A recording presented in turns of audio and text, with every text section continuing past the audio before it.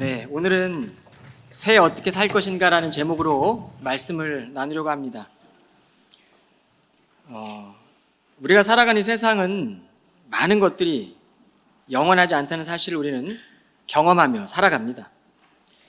많은 사람들이 새로운 것을 또 찾아가고 더 나은 것을 추구하지만 결국 그 새로운 것들도 시간이 지나면 또 다른 새로운 것에 자리를 내어주게 되는 것이 세상입니다.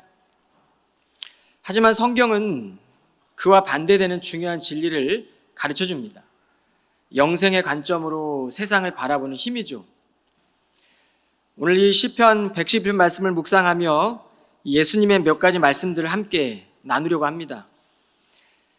요한복음 4장 14절에 보면 예수께서는 내가 주는 물을 마시는 자는 영원히 목마르지 아니하리니 내가 주는 물은 그 속에서 영생하도록 솟아나는 샘물이 되리라 라고 말씀하셨어요.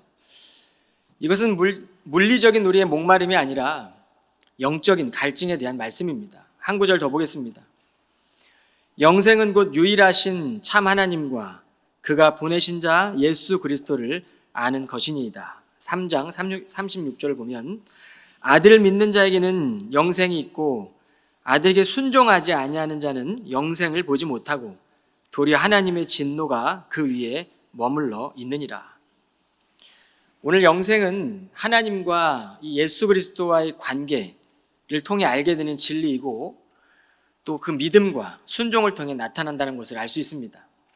특별히 순종하지 않는 자는 영생을 경험하지 못한다라고 말씀합니다. 우리는 이러한 구절들을 통해서 영생이 예수님을 아는 것, 그리고 예수님을 믿는 것, 또 예수님의 말씀에 순종하는 것과 깊은 관계가 있음을 알 수 있습니다. 이제 오늘 본문 시편의 찬송시를 한번 살펴보겠습니다. 오늘 시편에 보면 하나님의 영원하심과 의로우심을 찬양하며 영원이라는 단어가 5번이나 반복이 됩니다. 세상은 자신들의 힘과 권세로 예수를 죽음의 자리로 내몰았죠. 그리고 예수를 죽였습니다. 그러나 하나님은 그 아들을 죽음에서 살리셨어요. 우리는 그 영원한 생명을 믿고 영원한 시간을 살아간다는 것입니다. 이것이 어떤 뜻일까? 여러분이 영생이라는 것, 영원이라는 것은 사전적 의미로 보면 단순히 끝없는 시간을 말하고 있는데 성경을 보면 우리는 영원한 생명이 되신 예수 그리스도를 믿음으로 절망을 딛고 일어서는 것입니다. 우리가 살아가는 현실이 예측할 수 없는 미래일지라도 그 미래를 믿음으로 걸어가는 것입니다. 주어진 현실을 새로운 시각으로 바라보는 것이라고 말할 수 있습니다. 우리 성도들 가운데는 지금도 인생의 풍랑을 만나 참 힘들어하는 분들이 많이 계세요. 내 힘으로는 도저히 할 수 없는 이 불확실한 삶을 헤쳐가는 분들도 계십니다. 그런데 하나님은 사람들이 힘과 권세로 내몰고 간 그 예수의 십자가의 죽음에서 죽음의 권세를 이기시고 일으키셨습니다. 이는 하나님의 영원한 의와 신실한 언약을 성취하신 사건입니다. 오늘 시편에서 주님의 의로우심은 영원하도다라고 찬양하는 이 선언은 그 의로움이 영원히 변함없음을 증명하는 사건입니다. 우리가 예수님을 바라보며 살아갈 때에 하나님은 그리스도 안에서 우리의 수준의 이상의 위대한 일들을 이룰 수 있음을 우리는 믿는 것입니다. 하나님께서 우리를 행하신 일들을 기억하며 결단하는 것이 바로 우리가 드리는 예배예요. 그렇다면 오늘 우리가 예배를 드리면서도 여전히 우리의 수준에 머물러 있다면 우리가 정말로 하나님을 섬기고 있는 것일까? 고백만 하고 결단하지 않는다면 정말 주님을 닮아가려는 길에 대가를 지불하고 있는 것일까? 하나님을 섬기고 기쁘시게 하는 선택이야말로 가장 위대한 결정이 될 것입니다. 세상은 죽음을 향해 끊임없이 나아가지만 하나님의 나라는 영원토록 흔들림이 없는 나라입니다. 예수님은 이 하나님 나라의 상속자가 되셔서 영원한 통치와 영원한 언약이 되셨어요. 그 소망이 현실을 살아가는 성도들을 인내하게 하는 것이죠. 그러므로 영생을 추구하는 삶은 우리가 현실을 도피하는 것이 아니라 악하고 모호한 세상에서 겪게 되는 고난과 핍박 가운데서도 이 주의 말씀에 더 깊이 뿌리 내리는 것입니다. 따라서 약속의 말씀은 현재 우리가 겪는 고통과는 대조가 됩니다. 얽매이기 쉬운 죄를 벗어버리고 우리는 영적이니 체육관이라는 곳에서 믿음의 삶을 훈련을 받게 되는 것이죠. 바울은 고난 가운데서 로마서 8장 18절에 보면 생각하건대 현재의 고난은 장차 우리에게 나타날 영광과 비교할 수 없다라고 믿음의 선언을 하고 있습니다. 고난 속에서도 바울은 이 하나님을 바라보는 믿음의 길을 따라 살았어요. 그에게는 고난도 믿음의 훈련의 길이었습니다. 그리스도 안에서 영원한 소망을 품고 살아간다는 것은 우리의 삶의 자리에서 하나님을 더 깊이 만나게 되는 과정이 될 것입니다. 우리는 홀로 살아가는 것이 아니기 때문에 그 고난의 아픔을 공동체에서도 경험하게 됩니다. 사랑의 마음을 품고 찾아온 공동체에서도 많은 상처와 거절감을 느끼게 됩니다. 그러나 우리는 그 안에서 사랑하고 용서하는 법을 배우게 돼요. 기독교 영성학자인 헨리 나우에는 자신의 책 삶의 영성이라는 책에 보면 서로의 약한 모습을 받아들이는 영성이 공동체의 제자도라고 설명하고 있습니다. 그 책의 일부분을 좀 소개하고 싶습니다. 우리의 관계는 괴롭게 덧없이 끝날 때가 많다. 세월이 갈수록 오래오래 공고해지는 관계가 아니라 불화와 결별로 치닫는 것이다. 자신의 가장 깊은 갈망인 친밀감을 채워줄 사람을 찾다가 우리는 점차 절망에 빠진다. 내 외로움을 없애줄 사람을 찾다 보면 반짝반짝하던 기대가 하루아침에 먹구름으로 잔뜩 흐려진 탈진과 우울로 변할 수 있다. 어디를 보나 외로운 사람들 천지다. 현대 서구 사회에서 고난의 주된 원인은 아마 외로움일 것이다. 공동체란 외로움이 외로움에 매달리는 게 아니다. 공동체란 고독이 고독을 반기는 것이다. 나도 사랑받는 자이고 너도 사랑받는 자다. 우리는 함께 집을 지을 수 있다. 서로 가까울 때도 있다. 그럴 때는 참 좋다. 사랑이 별로 느껴지지 않을 때도 있다. 그럴 때는 힘들다. 하지만 어느 경우이든 우리는 충실할 수 있다. 함께 집을 지어서 하나님과 그분의 자녀들을 위한 공간을 창출할 수 있다.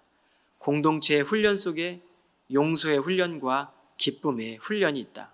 부부 사이, 친구 사이, 기타 모든 형태의 공동체는 용서와 기쁨이 있기에 존재할 수 있다. 헨리 나운의 삶의 영성이라는 책에 있는 일부입니다.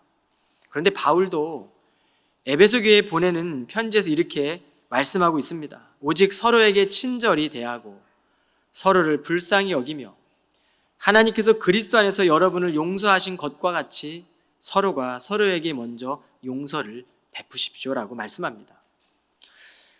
우리는 사람과 하나님 사이에 일어나고 있는 그 일들의 주의를 기울여야 합니다. 현실 속에서 쉬지 않고 기도하며 이 단순히 우리의 고독과 외로움을 해결받는 것에 그치는 것이 아니라 이 영생이 되시는 주님으로부터 한 줄기 빛을 찾는 것입니다. 오늘 시편의 기자는 주를 경외하는 것이 지혜의 근본이다라고 진리를 가르쳐주고 있어요. 10절 보시겠습니다. 그러므로 주를 경외하는 것이 지혜의 근본이다. 누구든지 주의 계명을 따르는 사람들은 올바른 깨달음을 얻게 되리니 영원토록 주를 찬양하리라. 여러분, 사람들은 누구나 인생의 지혜를 얻기를 원합니다. 역사 속에도 보면 수많은 사람들이 지혜를 원했고 노력했어요. 오늘날에도 마찬가지죠. 많은 사람들은 지혜를 말합니다. 그러나 실제로 명확한 해답을 찾지 못해요. 지혜의 근원이 되시는 하나님을 경외하지 않는다면 인생의 목적은 자신의 뜻을 이루기 위한 수단에 불과해 버립니다. 1절 보시겠습니다. 할렐루야. 내가 의롭고 정직한 사람들이 모인 자리에서 온 마음 다해 주님을 찬양하리라. 의롭고 정직한 사람들이 모인 자리가 교회이잖아요. 우리는 매주일 교회에 모여 온 마음을 다해 주님을 찬양합니다. 정직함은 모든 행실의 청렴함을 의미하기도 하지만 무엇보다 우리는 하나님을 향한 바른 자세를 예배를 통해 지니는 것입니다. 우리가 어떤 마음으로 예배를 드리고 있는지, 또 예배를 드리고 난 뒤에 일터에서 어떻게 살아가야 할지를 끊임없이 점검하게 만듭니다. 우리는 하나님을 어떻게 드러내고 있고 그분께 영광을 돌리며 살아갈지를 고민하게 되죠. 만일 지친 마음으로 살아가고 있다면 예배를 통해 그리스도의 은혜를 다시금 구해야 될 때입니다. 2절 보시겠습니다. 주께서 행하신 일들이 참으로 크고 놀라우시니 그 일을 보고 기뻐하는 사람들 모두가 두고두고 그 일을 깊이 생각하고 또 연구하는구나. 주께서 행하신 일들은 우리가 세상에서 하는 일들과도 관련이 있습니다. 저는 목사이기 때문에 제게 소명이 말씀을 전하는 자리에 늘 서야 되는 것이죠. 이 자리에 서기 위해 매일같이 말씀을 묵상하고 생각하고 사명자로 살아가게 됩니다. 여러분도 맡겨진 소명을 깊이 생각하며 사명자로 살아가야 되죠. 죽음을 이기신 주님은 우리가 살아가는 세상이 아무리 악할지라도 그 악으로부터 우리를 해방시키시고 하나님의 일을 계속해서 품고 추구하게 하십니다. 3절 보실까요? 주께서 행하신 일들은 진실로 영광스럽고 장엄하며 주님의 의로우심은 영원하도다. 하나님의 의로우심은 영원히 변하지 않는 하나님의 본성을 나타내고 있습니다. 이 의로우심이 우리의 삶에 어떻게 적용되는지 이해하기 위해 우리는 씨앗의 비유를 떠올려 봅시다. 한 알의 씨앗이 땅에 묻혀 썩어져 새로운 생명으로 변화되고 그것이 열매를 맺는 과정들을 보면 본질적인 변화가 일어나요. 마찬가지로 하나님의 거룩하신 그 의로우심이 그리스도를 믿을 때 우리 안에 심겨지게 되면 우리의 삶의 목적과 가치가 변화가 됩니다. 예를 들어 직장이나 가정이나 또 사회에서 겪게 되는 갈등 속에서도 하나님의 이 의로우심을 따라 정직하고 공정한 태도를 유지하려고 할 때 우리는 그 의로우심을 실천하는 사람으로 변화됩니다. 하나님의 의로우심은 이러한 현실 가운데 우리를 변화로 이끄는 원동력이 되는 거예요. 이것이 바로 생명력입니다. 그 근원이 바로 그리스도를 믿는 믿음에서 나오고 그 힘이 바로 말씀을 실천하는 거예요. 4절과 5절입니다. 주께서는 자신이 이루신 놀라운 일들을 사람들로 다 기억하게 하셨으니 주님의 은혜와 자비가 가득 차고 넘치는구나. 주께서는 자기를 경외하는 자들에게 매일의 양식을 공급해 주시며 그들과 맺은 자신의 언약을 영원히 잊지 않고 마음에 새겨 두신다. 하나님께서 이루신 이 놀라운 일은 오늘 시편의 기자는 애굽의 종로를 타는 이 종살이에서 이스라엘 백성을 해방시킨 사건을 말하고 있습니다. 또한 매일의 양식은 하나님께서 출애굽한 이스라엘 백성들에게 광야에서 만나와 메추라기를 공급하여 주신 사실을 염두에 둔 말인 듯합니다. 6절 보시겠습니다. 주께서는 뭇 민족들의 땅을 자기 백성들에게 주심으로써 그 백성들에게 자신의 크신 권능을 보여주셨도다. 여러분, 불가능하다고 생각했던 다수의 보고 10명의 정탐꾼 이스라엘의 백성들, 그러나 아브라함의 자손에게 허락하셨던 약속의 성취는 반드시 이루어질 거라는 믿음으로 보고했던 여호수아, 갈렙을 생각나게 하지 않습니까? 하나님은 가장 좋은 때에 자기 백성들에게 그 땅을 분배해 주셨어요. 그 일은 인간적인 힘에 의해서가 아니라 하나님의 놀라우신 능력이 있었기 때문에 가능했습니다. 아브라함과 맺은 그 약속을 신실하게 이루어가는 하나님의 능력이었습니다. 여러분, 하나님의 약속은 반드시 이루어집니다. 이스라엘 백성들에게 광야는 고난의 시간이었어요. 육체적으로는 매우 힘들었고 배고팠고 목마름의 시간이었습니다. 그런데 살아계신 하나님은 이스라엘 백성들이 광야의 길을 걸어갈 때 매일 양식을 공급하셨고 자기 백성에게 인내와 순종을 배우도록 하셨어요. 그렇게 이스라엘 백성들은 약속의 땅을 소망하며 광야의 길을 걸었습니다. 여러분, 믿음의 성도들에게 소망은 인내하고 견디는 힘이 됩니다. 믿음은 영생의 개념처럼 참 추상적이에요. 그러나 믿음 생활은 실제적이고 분명합니다. 기도의 습관도 실제적이고 믿음이 더 깊어지고 우리가 말씀을 묵상하며 하나님과의 관계를 더 깊이 경험하게 되는 것도 실제적입니다. 매일 새벽마다 오늘의 말씀으로 하루를 시작할 때에 광야에서 자기 백성을 베풀어 주신 하나님의 양식을 생각해 보게 됩니다. 하나님은 오늘날에도 필요한 모든 것을 성도들에게 공급해 주시는 분이십니다. 물질적인 양식뿐만이 아니라 우리의 모든 영적인 필요와 또 삶의 어려움에 대해서 늘 하나님은 돌보시고 그 은혜와 자비를 허락하십니다. 이것이 바로 영원한 약속입니다. 목회자들 중에 목회자로 불리는 유진 피터슨 목사는 현실의 뿌리 박은 영성이라는 그의 책에서 이런 말을 하고 있습니다. 충만한 삶이란 하나님과 관계를 맺는 삶입니다. 모든 상황과 사람들 가운데 하나님이 계시다는 것을 인식하고 살아가는 것입니다. 이것은 살균 처리가 된 신학 연구실에서만 다루는 것이 아니라 이 땅 위에 살아가는 모든 상황 속에서 다루어져야 할 것이라고 책을 통해 강조하고 있어요. 이것이 바로 현실의 뿌리 박은 영성이다라고 말하고 있는 거예요. 7절, 8절을 보시겠습니다. 주께서 손수하시는 일마다 한결같이 참되고 의로우시니 주의 법도는 진실로 믿음직스럽도다. 그러므로 주께서 정하신 법도는 영원토록 흔들림이 없으리니 이는 그 법도가 진실함과 정직함으로 제정되었기 때문이라. 이런 오늘날 많은 사람들은 욕망을 따라 나를 위한 삶을 위해 살아가잖아요. 그 삶 속에서 법을 무시하기도 하고 법 위에 군림하려고도 합니다. 세상의 법은 시대가 변하면 변할 수 있어요.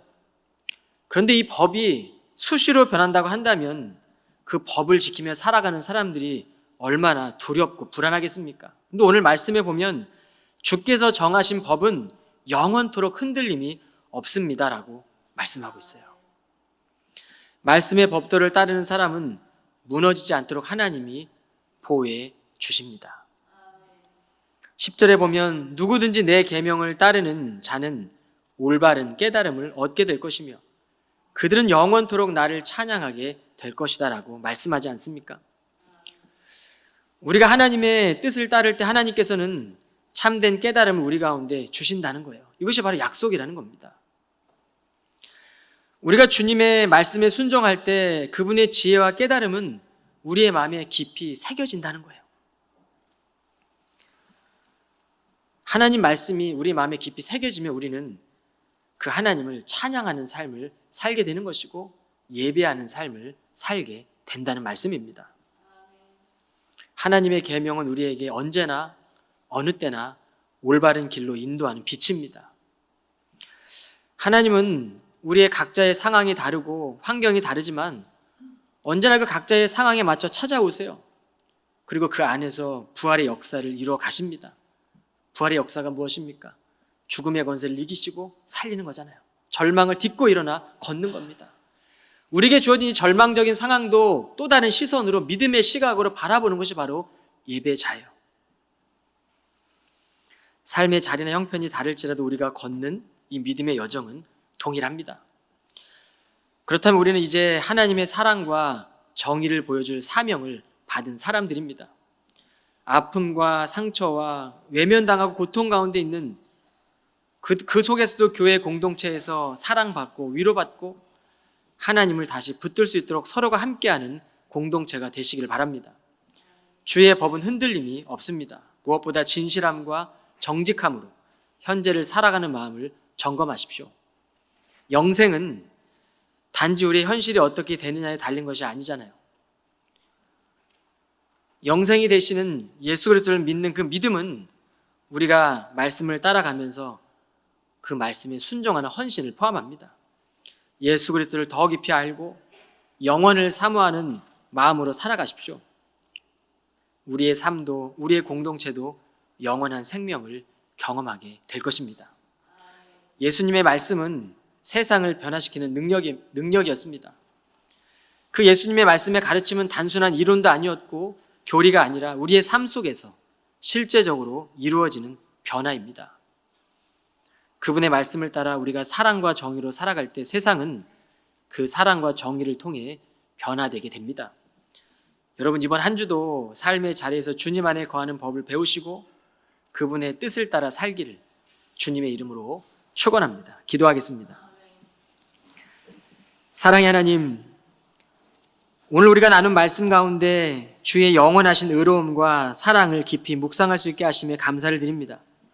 세상에서의 고난과 불확실함 속에서도 주님의 말씀을 따라 믿음으로 걷게 하시고 그 안에서 영생의 소망을 품을 수 있도록 인도하여 주옵소서. 우리가 주님의 뜻을 따를 때 이 땅에서도 그분의 의로움과 사랑을 나타내시고 주님의 영광을 찬양할 수 있도록 힘을 허락하여 주옵소서.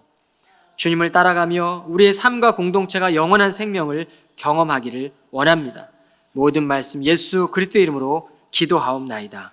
아멘.